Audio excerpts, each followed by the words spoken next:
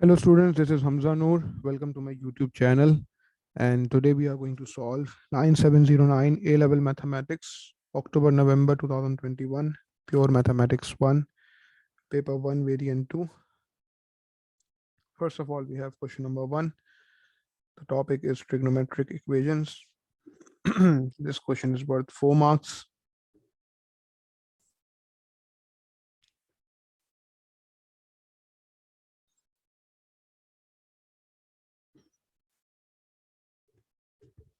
So the question is saying that solve the equation 2 cos theta is equals to 7 minus 3 over cos theta, and the interval is from minus 90 till 90. Both minus 90 and 90 are excluded from the interval. So since you can see that the denominator is having a term of cos theta, so what you can do, multiply cos theta on both sides. Or if even if you don't do this step, you just take this term 3 over cos theta, I mean minus 3 over cos theta on the left hand side of the equation, and then you take the LCM. So you will finally achieve a quadratic equation in terms of cos theta. So multiply cos theta on both sides. Okay, so this becomes 2 cos square theta equals 7 cos theta minus 3. So now you have a quadratic equation in terms of cos theta, which is 2 cos square theta minus 7 cos theta plus 3 is equal to 0. So if you factorize it, so 2 times 3 is 6. This sign tells us that we have to add the factors, and even after the addition, the middle term is supposed to be minus 7. So 2 cos square theta minus 6 cos theta minus cos theta plus 3 is equal to 0. Taking 2 cos theta as common, multiplied by cos theta minus 3, taking minus 1 as common, multiplied by cos theta minus 3, and this whole thing is equal to 0. Therefore, cos theta minus 3 multiplied by 2 cos theta minus 1 is equal to 0. You have two possible values of cos theta, either cos theta is equal to 3 or cos theta is equal to positive 1 over 2. Now, since you know that the principal values of cos theta and sin theta are from minus 1 till 1, so there is no solution to this equation. So no solution to this cos theta is equal to 3. You cannot solve this equation, but you can actually solve this equation. Cos theta is equals to half. So you are going to solve this. Cos theta is equals to half. So first of all, we need to find the basic angle. Basic angle alpha is equals to cos inverse half, and cos inverse half is exactly 60 degrees. Okay, this basic angle always lies between the slant line and the horizontal axis. Always you need to make this diagram whenever you are solving the trigonometric equations, because if you don't do so, you won't be able to find out all the required values. All the required values of any trigonometric equation. So since we are considering a positive value of cos theta, and we know the fact that cos theta is positive in the first quadrant and the fourth quadrant, so we are going to make the slant lines over here. And then this basic angle always lies between the slant line and the horizontal axis. 60 degrees over here and 60 degrees over here. So first of all, you have to go anti-clockwise direction.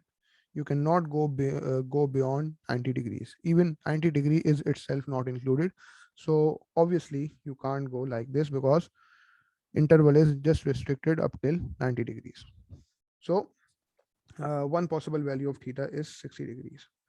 Now we have to consider the negative values of theta as well. So we need to go in the clockwise direction as well. So theta equals minus 60. But always remember, write your final answers in ascending form, starting from the smallest and ending at the highest. So two possible values of theta. Theta is either equals to minus 60 or theta is equals to 60 degrees. These are the two possible solutions in the required interval, the interval which is specified in the question. So this question was worth 4 marks. Now let's move on to the next one. Question number 2 is related to transformations of functions. Part A is worth 3 marks and part B worth 2 marks.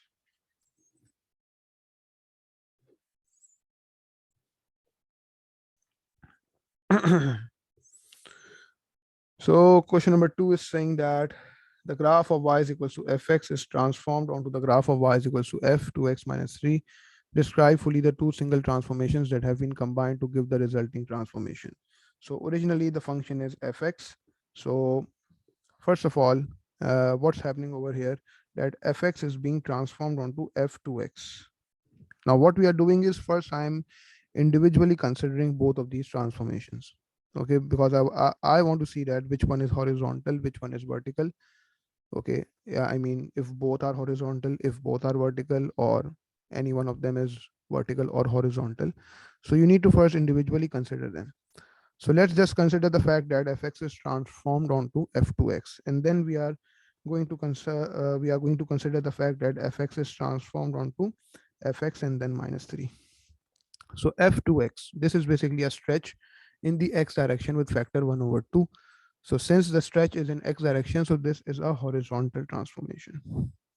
Okay, and if you just individually consider that fx is transformed onto fx and then minus 3, so this is translation by the column vector 0 minus 3. I mean the translation in the negative y direction with 3 units. Okay, so this is vertical. So when horizontal transformation and vertical transformations are combined, so in whichever order you follow, in which order you apply the transformation, it won't affect your outcome at all.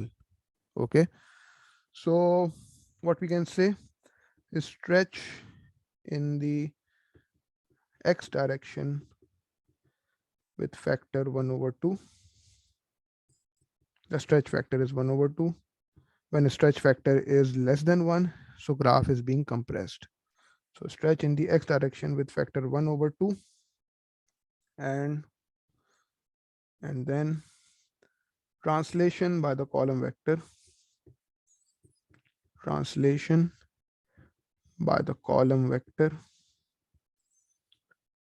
0 minus 3. Okay, or even if you mention the translation by the column vector 0 minus 3 first, and then stretch in the x direction with factor 1 over 2, it's completely fine.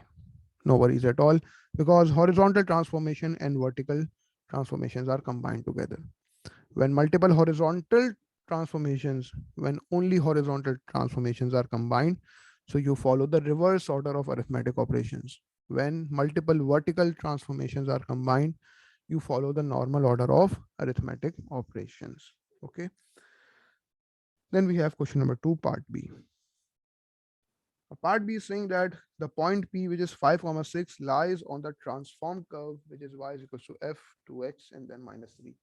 State the coordinates of the corresponding point on the original curve. Okay, so let's suppose that the coordinate which was on the original curve was, let's say, x comma y. Okay, so now first you consider that fx is transformed onto f2x. So what's going to happen actually? A stretch in the x direction with factor 1 over 2. This means that the x coordinate will be multiplied by the stretch factor 1 over 2, y coordinate will remain same. So since the stretch factor is 1 over 2, x will become 1 over 2 times x, y coordinate is going to be the same. Okay, now we need to consider that after the stretch, you have a translation by the column vector 0 minus 3. So x coordinate is going to remain same, x coordinate is going to remain same, and 3 units will be subtracted from the y unit. Okay, because there is a translation in the negative y direction with 3 units. So no change in x coordinates at all. Okay, so this is going to remain 1 over 2 times x, and y coordinate will become y minus 3.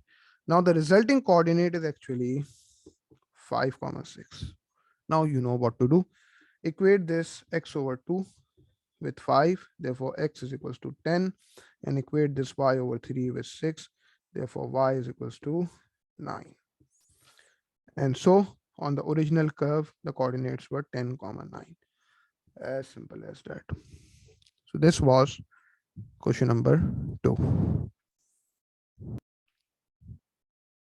Here we have question number 3 from the same paper. I'm going to take one single screenshot for the question. This question is worth 5 marks.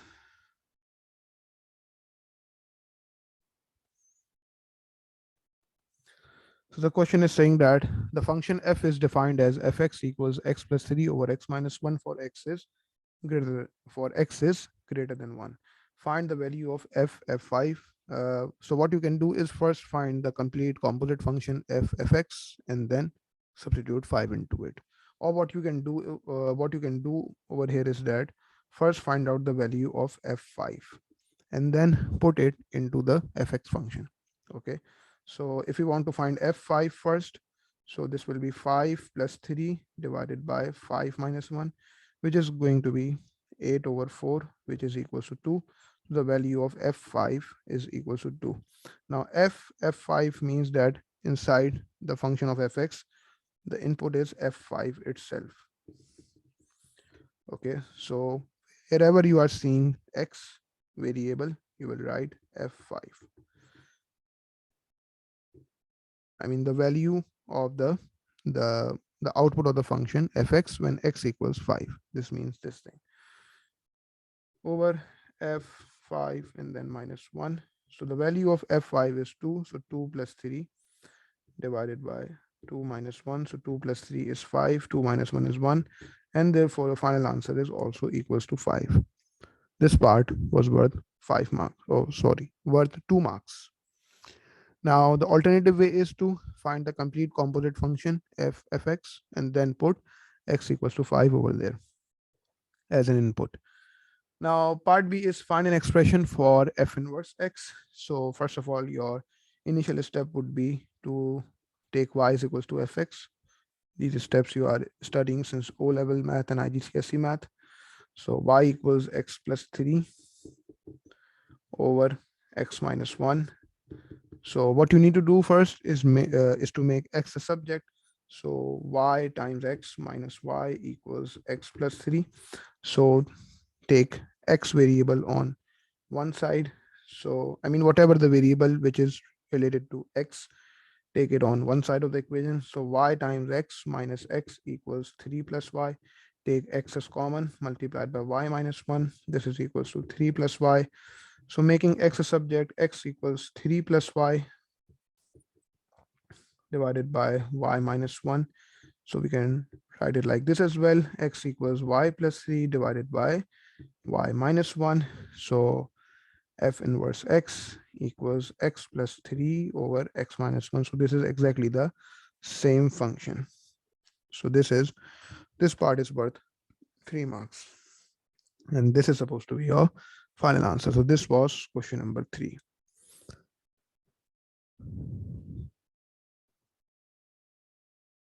Then we have question number 4 from the same paper. And the topic is integration. A curve is such that dy over dx equals 8 over 3x plus 2 the whole thing square. The curve passes through the point 2 comma 5 whole 2 over 3. So find the equation of the curve. This question is worth 4 marks. So we need to find the equation of the curve. So in order to find the equation of the curve, what we need to do is integrate dy over dx with respect to x. So y equals integration of 8 over 3x plus 2 the whole thing is square with respect to x. This means that y is equals to 8 is a constant term outside, and integrating 3x plus 2 whole thing is raised to the power minus 2 with respect to x. Okay, so now in the next step we are going to start the integration. So y is equals to 8 multiplied by, this is exactly the form of ax plus b whole thing raised to the power n. So 3x plus 2 whole thing raised to the power minus 2 plus 1 divided by minus 2 plus 1, and this denominator is multiplied by the derivative of this bracket, which is 3. And then obviously plus c, since we are dealing with an indefinite integral. So y is equals to 8 multiplied by 3x plus 2 whole thing raised to the power 1 minus 2 is minus 1 divided by minus 1 into 3, and then obviously plus c. So y is equals to 8 is divided by minus 3. So y is equals to minus 8 over 3 multiplied by 1 over 3x plus 2 and then plus c. Okay, now since we are given a condition that the equation of the curve, I mean, we need to find the equation of the curve, and we know the fact that the curve passes through the point 2 comma 17/3. Okay, so we are going to use this condition in order to find the value of this constant c. So in place of y we will put 17/3, and this is equals to -8/3 multiplied by 1/3 times 2 plus 2, and then obviously plus c. Through this we will be able to find this constant term. 17/3 is equals to -8/3 multiplied by 1/3 times 2 is 6, and then plus 2. So 8, 1/8, and then plus c. So this 8 and 8 is cancelled out. Okay, so 17/3 is equals to -1/3 and then plus c. The value of c is 17/3 and then plus 1/3. C is equals to 6. The value of c is 6. Therefore, the equation of the curve is y is equals to -8/3 multiplied by, either you write 1/3x plus 2, or you write 3x plus 2 raised to the power -1, and then you have plus 6. This is supposed to be your final answer. This question number 4 was worth 4 marks.